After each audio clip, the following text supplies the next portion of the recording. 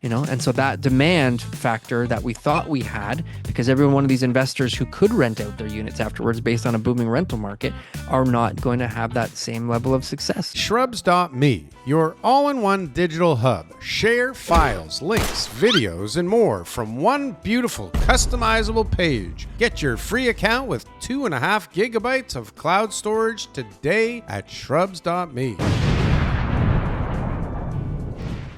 I don't get it. And nobody can actually answer this. It's like, do we have a shortage? Do we have an overage? Are we in crisis mode?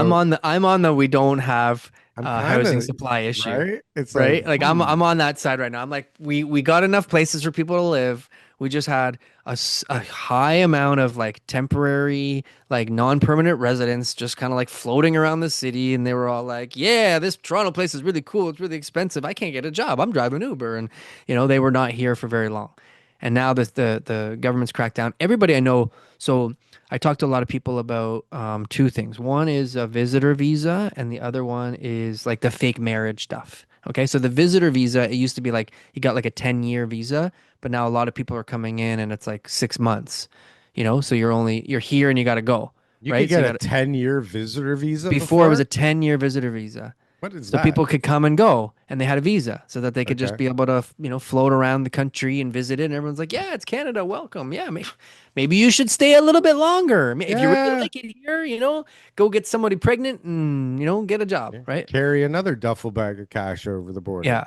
And then the other one was the fake marriages. And so the fake marriages, it Mm. used to be you could pay somebody, like they're pretty expensive. Again, if you're a single guy in your 20s and you're looking to make some money because like you owe Frankie money or something like that, there's people out there, if you just marry them, you'll get paid a pretty good sum of money, I don't know, 50, 100 grand, something like that, You depending on could who it is and you could who do you that are. But once and you could Frankie.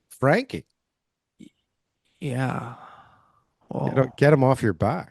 but anyways, long story short, what I'm trying to say is Yeah, that sorry. process is taking years now for those things to get through. I mean, the government cracks down on that. So like Mm. the immigration, and that's an immigration play. Like at the end of the day, that is a housing play. Like I know it sounds like, what are you talking about, TK? No, it's these people want to stay here in the country. They're getting forced back to go home, and they're finding ways in order to be able to stay to try to get permanent residency. And even that process now is backlogged for people to be able to get through.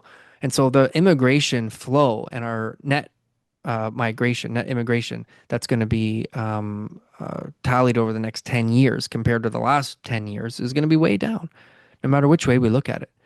And so that demand factor that we thought we had, because every one of these investors who could rent out their units afterwards based on a booming rental market, are not going to have that same level of success. And we're going to see more and more rentals come on the market, and there's going to be less and less demand for the average stock.